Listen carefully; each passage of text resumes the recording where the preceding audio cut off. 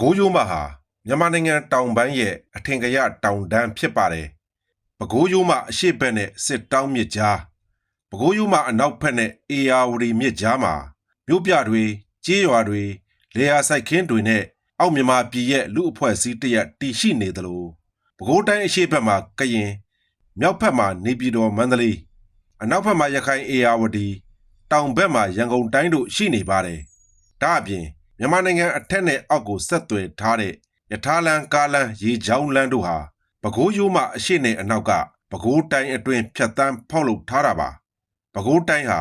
စံရည်စပါးသားငါရိတ်ခါပေါ်များပြီးအောက်မြန်မာပြည်အတွက်အရေးပါတဲ့ဒေသတစ်ခုဖြစ်ပါတယ်လွတ်လပ်ရေးရပြီးကတည်းကကြီးမားတဲ့တောတောင်တွေရှိတဲ့အပြင်ရိတ်ခါပေါ်ပြီးပတ်ဝန်းကျင်ဒေသတွေနဲ့အဆက်အစပ်ကောင်းလို့ပဲခူးရိုးမဟာအစိုးရကိုပုံကန်တော်လှန်တဲ့ပျောက်ကြားတပ်ဖွဲ့တွေနှစ်ပေါင်းများစွာအခြေစိုက်ရာဒေသဖြစ်ခဲ့ပါတယ်။အဓိကတပ်ဖွဲ့တွေကတော့ဗမာပြည်ကွန်မြူနစ်ပါတီဘကပနဲ့ကရင်အမျိုးသားအစည်းအရုံး KNU တို့ဖြစ်ပါတယ်။ပဲခူးရိုးမဟာတောတောင်ထူထပ်ရုံသာမကဒေသခံလူထုရဲ့ထောက်ခံမှုကိုပါရရှိခဲ့တာကြောင့်တော်လှန်ရေးတပ်ဖွဲ့တွေနှစ်20ကျော်ရပ်တည်နိုင်ခဲ့ပါတယ်။1985မှာတော့ဗဟိုခေါင်းဆောင်တွေကြဆုံးခြင်းနဲ့အတူပဲခူးရိုးမမှာဘကပရဲ့ပျောက်ကြားလှုပ်ရှားမှုတွေပျောက်ကွယ်သွားခဲ့ပါတယ်။ KNU လည်းပဲခူးရိုးမကနေကရင်ပြည်နယ်ကိုထွက်ခွာခဲ့ရပြန်ပါတယ်။ပဲခူးရိုးမမှာတော်လှန်ရေးတပ်ဖွဲ့တွေကြဆုံးခဲ့ရတာဟာအဓိကအကြောင်းရင်းနှစ်ချက်ကြောင့်ပါ။ပထမအချက်ကလူထုထောက်ခံမှုကြာဆင်းတာကြောင့်ဖြစ်ပြီးဒုတိယကစစ်တပ်ဟာတာလွန်အင်အားနဲ့ဖြတ်လေးပြတ်ပြုတ်လုတာကိုမှန်ကန်စွာမတုံ့ပြန်နိုင်လို့ဖြစ်ပါတယ်။ပဲခူးရိုးမအတွက်1985ကနေ2021အထိ46နှစ်တာဟာအေးချမ်းတဲ့ကာလလို့ဆိုနိုင်ပါတယ်2021ຫນွေဦးတော်လှန်ရေးဖြစ်ပွားလာတဲ့အခါမှာတော့ပဲခူးရိုးမဟာပျောက်ကြားတော်လှန်ရေးတပ်ဖွဲ့တွေအတွက်ဘူမိနက်တန်အဖြစ်ပြန်လည်ထွက်ပေါ်လာပါပြီလက်ရှိပဲခူးရိုးမရဲ့အနေအထားကိုသုံးသပ်ကြည့်ရင်အရှိနဲ့အနောက်ကိုပဲခူးတိုင်းဒေသကြီးဆိုပြီးအုပ်ချုပ်ရေးနယ်မြေဖွဲ့စည်းထားပါတယ်။နယ်မြေအကျယ်ဝန်းအရရောလူဦးရေအရပါတနိုင်ငံလုံးရဲ့စက်ထမအဆင့်ရှိပြီး88%ဟာကျေးလက်နေလယ်သမားတွေဖြစ်ပါတယ်။စစ်ကောင်စီရဲ့အုပ်ချုပ်ရေးဖွဲ့စည်းပုံအရပဲခူးတိုင်းမှာခရိုင်6ခုရှိပြီးအရှိခရိုင်တွေကပဲခူးတောင်ငူညောင်လေးပင်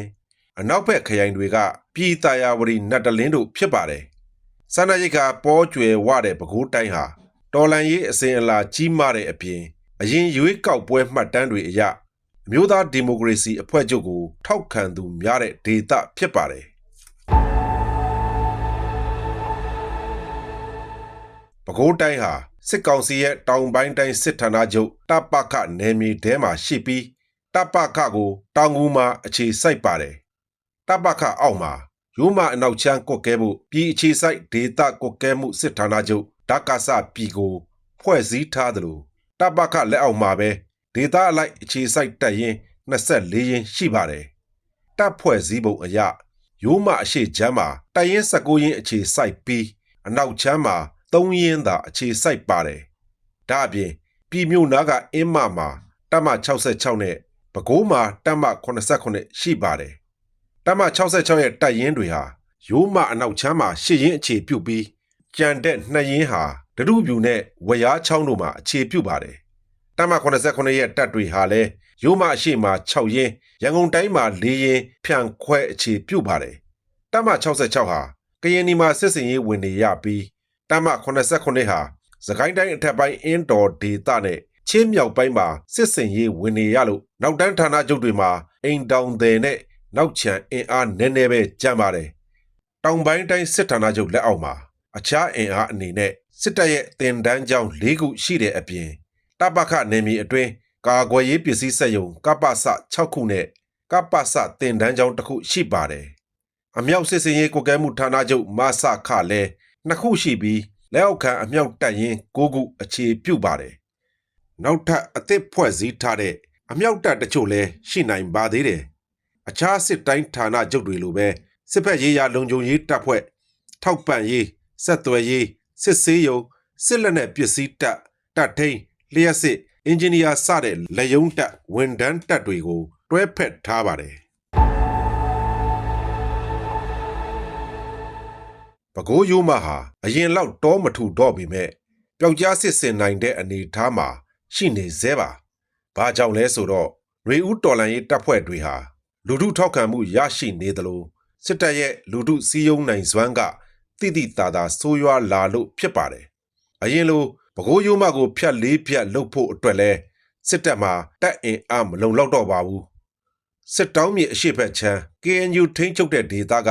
PDF တွေရဲ့လှုပ်ရှားမှုကအားကောင်းလာပြီး